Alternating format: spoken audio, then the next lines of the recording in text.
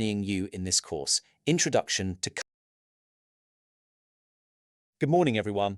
Welcome to the Culinary Arts program. Let me introduce myself first. My name is Chef Heru Pramudia, and I will be accompanying you in this course, Introduction to Culinary Arts. Today is our first step into the culinary world. We will learn that culinary arts is not only about cooking, but also about knowledge, skills, professionalism, creativity, and career opportunities. So I hope you are ready to learn, explore, and discover your potential in the culinary industry. Welcome to Culinary Arts, and let's start our journey together. Okay, now let me briefly explain what we are going to learn in this course. Throughout this semester, we will explore several important areas of culinary arts, starting from culinary history, cooking methods, mise en place, stocks and sauces, vegetables and potatoes, seafood, poultry and beef, breakfast preparation, and food presentation. So, this course will give you a basic understanding of how the culinary industry works and prepare you for the practical subjects that you will learn in the next sessions. This is our foundation before we go deeper into culinary skills. Now, let's take a look at the second part of our learning journey, which is pastry and bakery. Starting from the next sessions, we will gradually learn the basic knowledge and techniques in pastry and bakery. We will begin with an introduction to pastry and bakery, followed by an introduction to yeast products and the basic knowledge of cake and icing. After that, we will explore quick breads and cookies. And finally, we will learn about dessert presentation, cream, and custard. So the learning process will move step by step from understanding the basic concepts to developing your skills in producing and presenting pastry and bakery products. The goal is not only to make the product, but also to understand the technique, the process, and the reason behind each step. Now, let's start with our main topic for today, Introduction to Culinary Arts. The material we are going to learn is based on the book Professional Cooking by Wayne Gislan. This book is one of the references that we will use to understand the fundamentals of professional cooking. In this first meeting, we are not going directly into complicated cooking techniques. Instead, we will first understand the foundation of culinary arts, where culinary comes from, how professional kitchens developed, how a kitchen is organized, and what it takes to become a professional culinary practitioner. So before we learn how to produce food, we need to understand the industry, the profession, and the people behind the food. Let's start by understanding the history and development of culinary arts. Before we go into the material, let me explain what you are expected to learn from this course.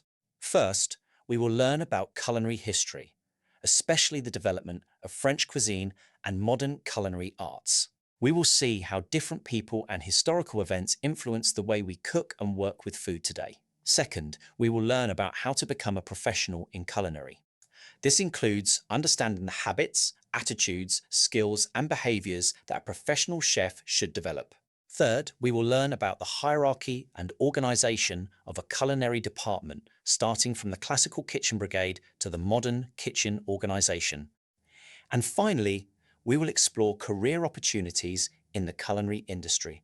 So, by the end of this lesson, I hope you don't only understand culinary arts as cooking, but also understand the history, the profession, the organization, and the career opportunities behind it. Now, let's go back in time and look at some important milestones in the development of French cuisine. There are 4 important points that we are going to discuss today. Each of these periods and personalities contributed to shaping the culinary world that we know today. First, Catherine de' Medici in 1533. Catherine came from Italy and married King Henry II of France. She brought Italian dining culture to the French court, including the use of the fork, improved dining etiquette, and the development of haute cuisine. This became one of the important early influences on French culinary culture. Second, Boulanger and the development of restaurants around the period of 1760 to 1840. During this period, major changes took place in society and in the way people enjoyed food. Boulanger is associated with one of the earliest modern restaurant concepts in Paris.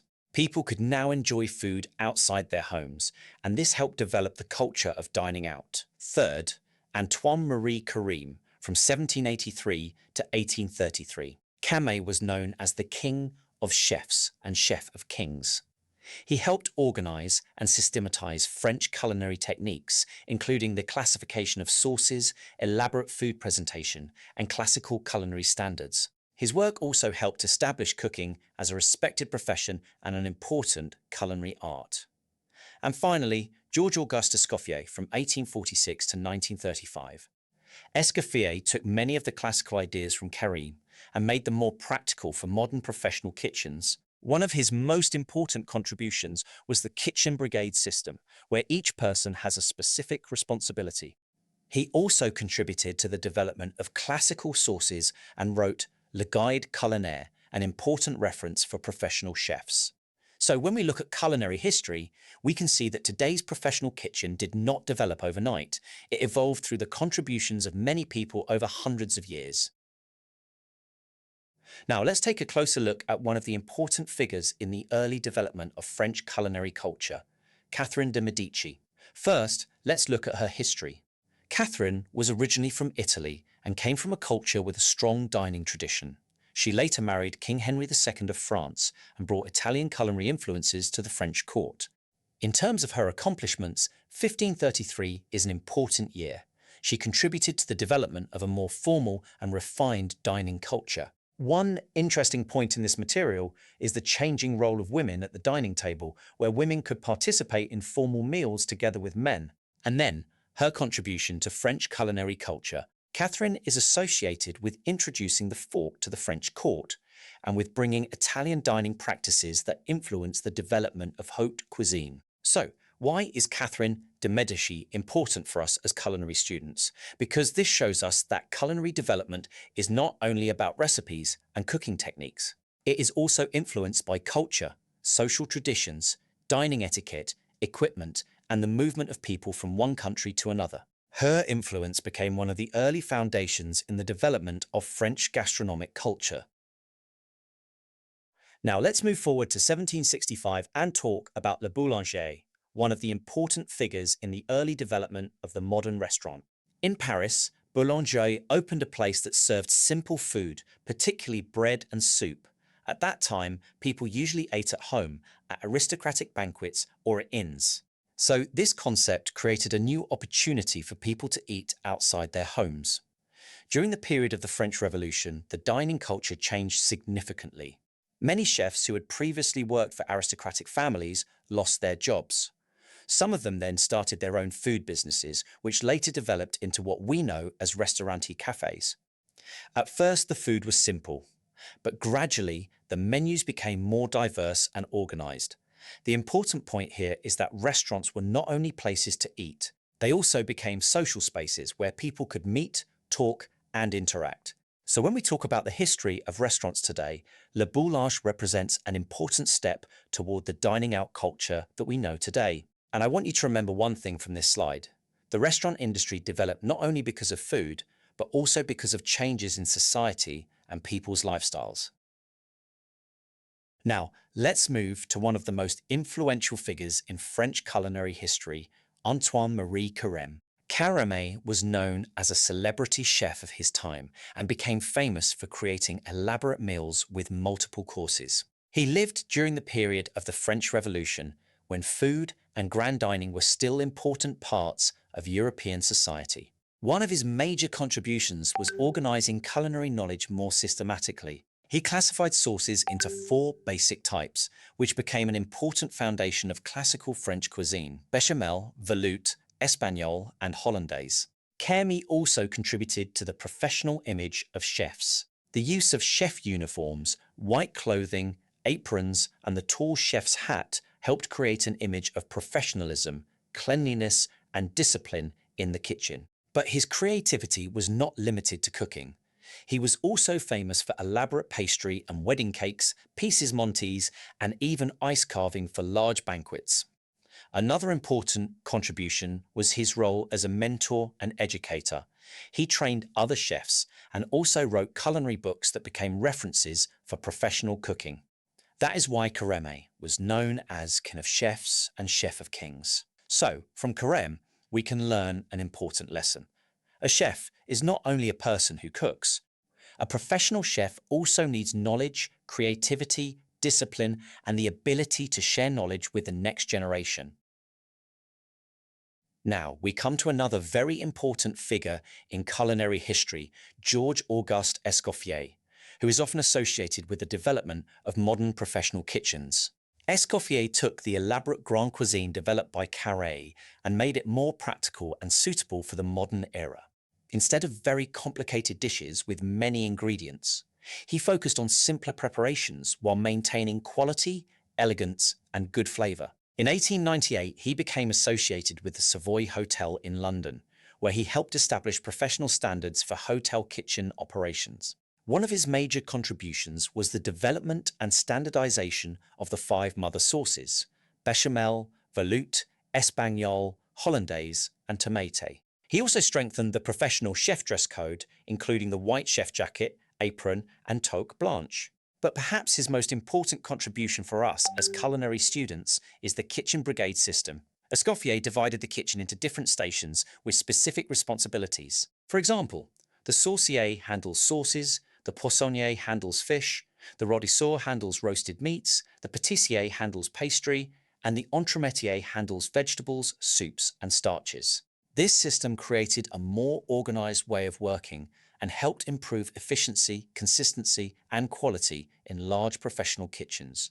So, if Carême helped establish the foundations of classical French cuisine, Escoffier helped transform those principles into a more organized and practical professional kitchen system. And this kitchen organization is something that you will continue to learn throughout your culinary education. Now, let's move from the classical era into the 20th century. The culinary world continued to change. Chefs were no longer only developing cooking techniques, but also influencing food culture, education, media, sustainability, and the way people think about food. The first figure is Fernand Point, who is considered one of the foundations of modern French cuisine. He promoted lighter cooking, simpler techniques, and greater respect for the natural flavor of ingredients. He also became a mentor to many chefs, including Paul Bocuse. The second is Julia Child.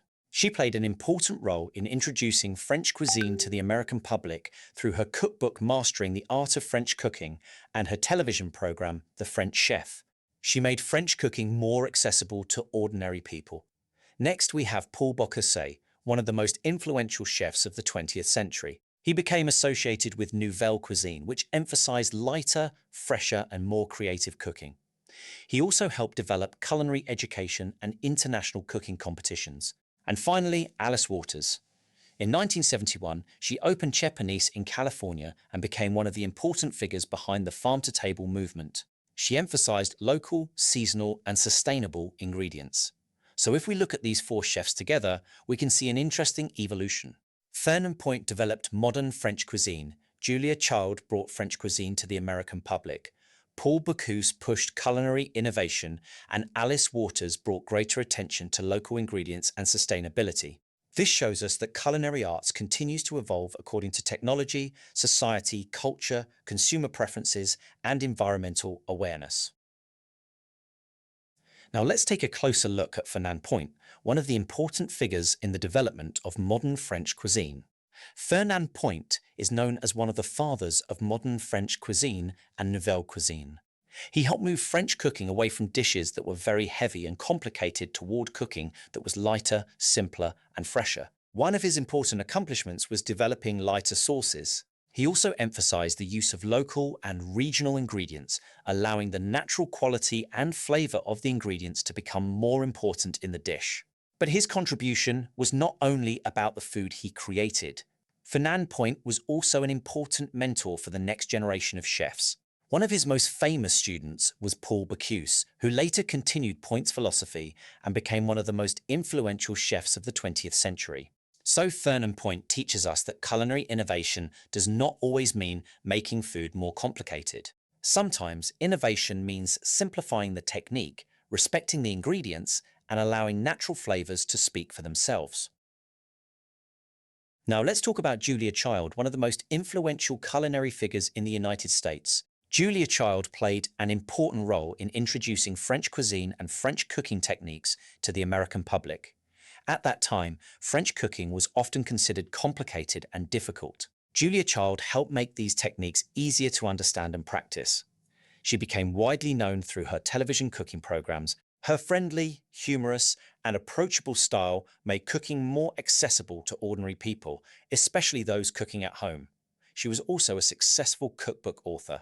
One of her most famous books is Mastering the Art of French Cooking, which helped many Americans learn French culinary techniques in a more practical way. What I find particularly interesting about Julia Child is that she was not simply a chef, she was also an educator and communicator. She understood that culinary knowledge becomes more powerful when we can explain it and share it with other people. Her influence also opened the way for the development of the celebrity chef and culinary media that we see today. So for you as culinary students, Julia Child gives us an important lesson. Having culinary skills is important, but being able to communicate and share your knowledge can expand your influence far beyond the kitchen. Now, let's talk about Paul Bocuse, one of the most influential French chefs of the 20th century. Paul Bocuse was a student of Fernand Point, and he continued Point's philosophy of creating food that was lighter and healthier while still maintaining the traditional flavors of French cuisine. Bocuse became one of the important figures in the development of Nouvelle Cuisine. His cooking emphasized fresh ingredients, lighter flavors, and simpler presentation compared with the heavier classical style, but his contribution was not limited to cooking. One of the things that makes Paul Bocuse particularly important is his dedication to culinary education. He established the Institute Paul Bocuse, which became an important institution for educating and developing young culinary professionals. He was also famous for his restaurant in Lyon, France, which became an important destination in the world of gastronomy. So, when we talk about Paul Bocuse, we are not only talking about a great chef, we are also talking about education, leadership, innovation, and the responsibility to develop the next generation of chefs. For you as culinary students, this is an important lesson. Your success in the culinary industry should not only be measured by what you can create, but also by what you can contribute and pass on to others. Now let's talk about Alice Waters, a chef who brought a different perspective to the development of modern culinary arts. In 1971, Alice Waters opened Chez Panisse in Berkeley, California. The restaurant became known for changing its menu according to the local and seasonal ingredients available at their best quality and freshness. Her philosophy is closely connected with the farm-to-table movement. She emphasized the use of local and seasonal products and encouraged people to pay more attention to where their food comes from. For Alice Waters, food is not only about taste, it is also connected to agriculture, sustainability, the environment, and the quality of life. Her ideas have influenced many chefs to think more carefully about ingredients and their origins. So, if Escoffier taught us about organization and professionalism, and Paul Bocuse taught us about innovation and education, Alice Waters reminds us about another important responsibility in culinary arts. We need to understand where our ingredients come from and how our choices as culinary professionals can affect the environment and our food system. Now let's move to an important topic for anyone who wants to work in a professional kitchen, the kitchen hierarchy. If you look at this pyramid, you can see that a professional kitchen has different levels of responsibility. Each position has a specific role and everyone needs to work together as one team.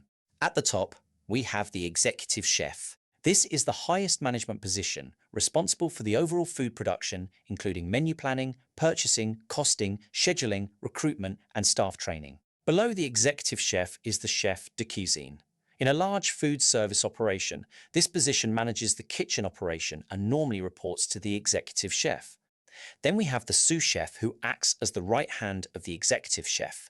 The sous chef is closely involved in daily production and supervises the kitchen team during operations. Next is the chef de partie, also known as a station chef. This chef is responsible for a particular section of the kitchen, such as pastry, grill, or sauce. And at the base of the pyramid, we have the cooks and assistants.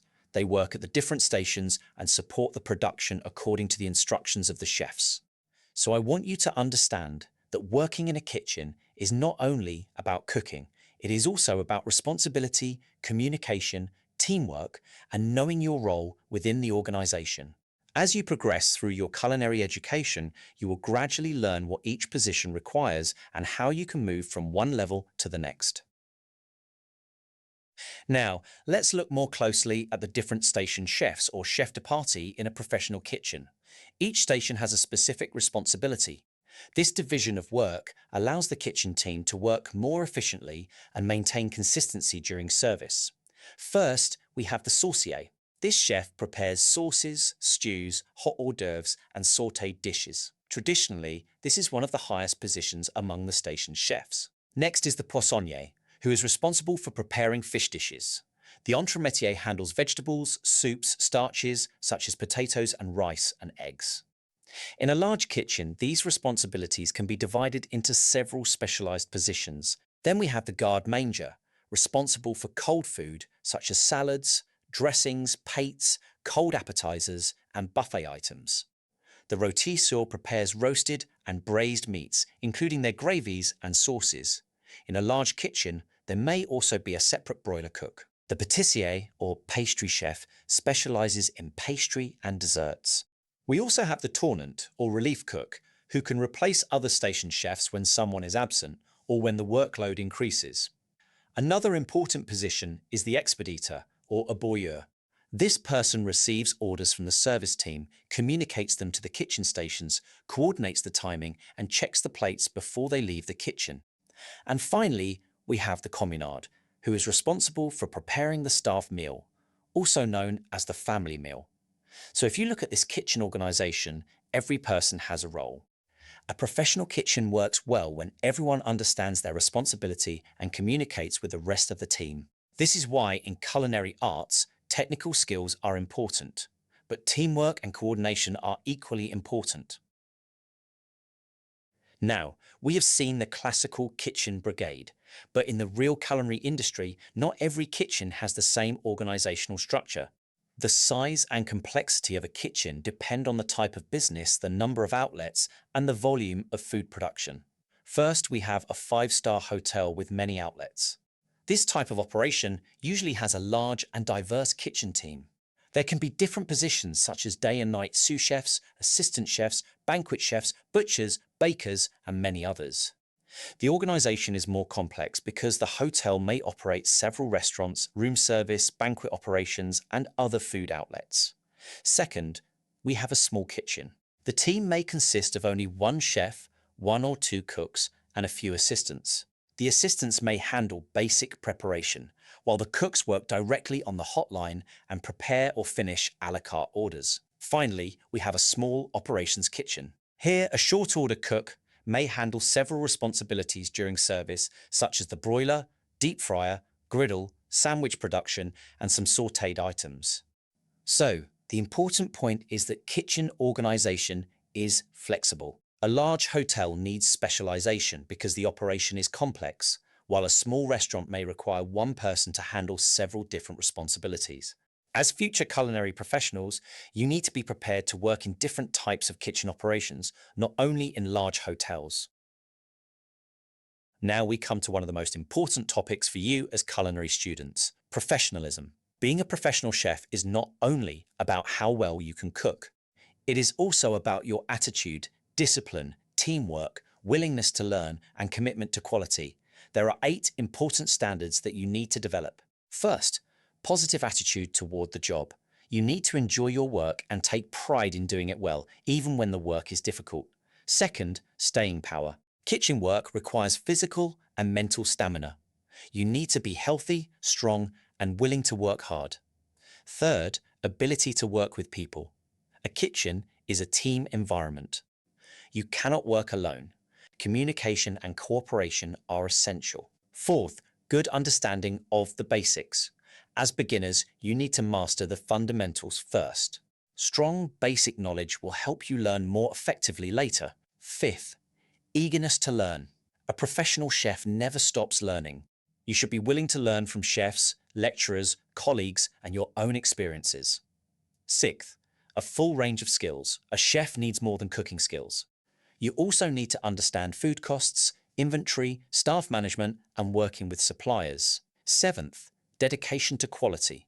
Whatever you produce, you should always aim for good quality. Consistency and attention to detail are important characteristics of a professional.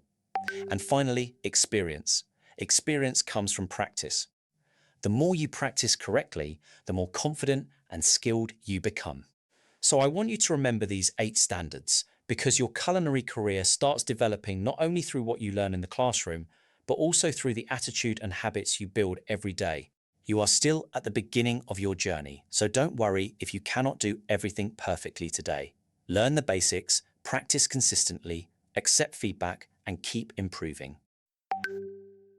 Now, we have talked about working in a professional kitchen, but I want you to understand that a culinary career is much broader than becoming a chef in a hotel or restaurant. Your culinary knowledge and experience can open many other career opportunities. The first is product development and research.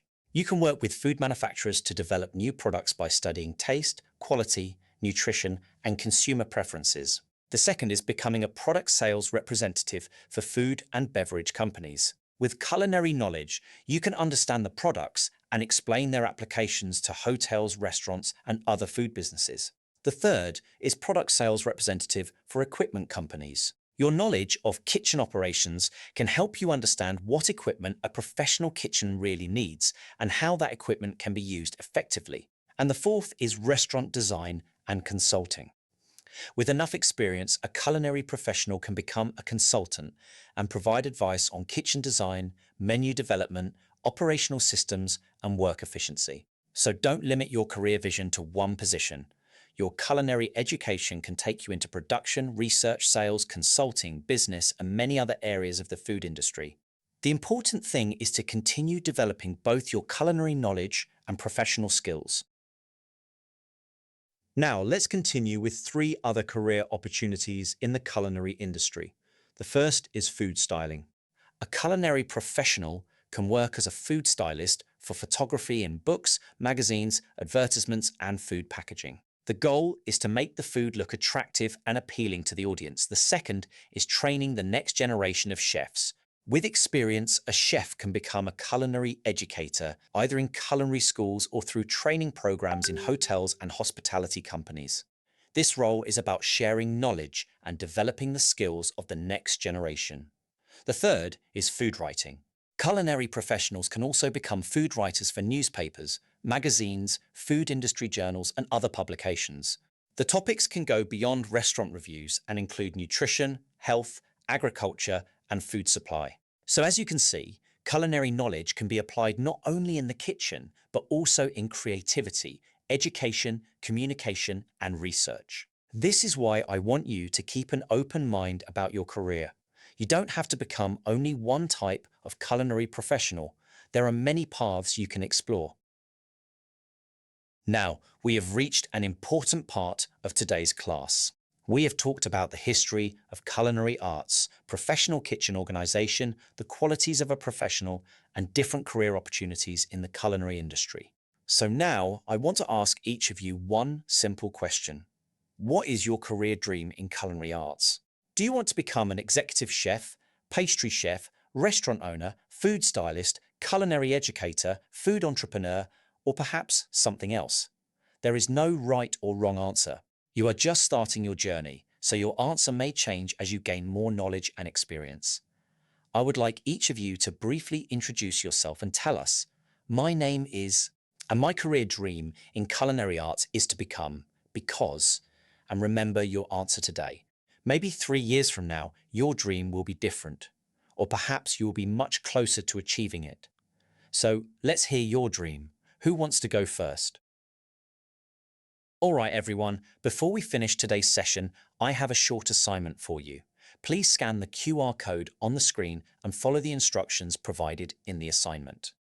I expect you to complete this task individually and submit it according to the instructions and deadline given. This assignment is designed to help you review and reflect on what we have learned today, especially about culinary history, professional kitchen organization, professionalism, and career opportunities in the culinary industry. So please make sure you read the instructions carefully, complete the assignment properly, and submit your work on time. If you have any difficulties accessing the assignment or have questions about the instructions, please let me know. All right, let's scan the QR code, check the assignment, and make sure you understand what you need to do. All right, everyone, that brings us to the end of our first session. Today, we have explored the history of culinary arts, important figures who shaped the culinary world, the organization of professional kitchens, the standards of professionalism, and the different career opportunities available in the culinary industry. Before we finish, are there any questions? I also want you to remember the career dream you shared earlier. Keep that goal in mind as we continue learning and developing your culinary skills. For our next meeting, we will move from the history and theory into something very practical: kitchen utensils and equipment. So please come prepared and ready to learn how professional culinary tools are used correctly and safely. Thank you for your attention today. See you next week, and welcome once again to the world of culinary arts.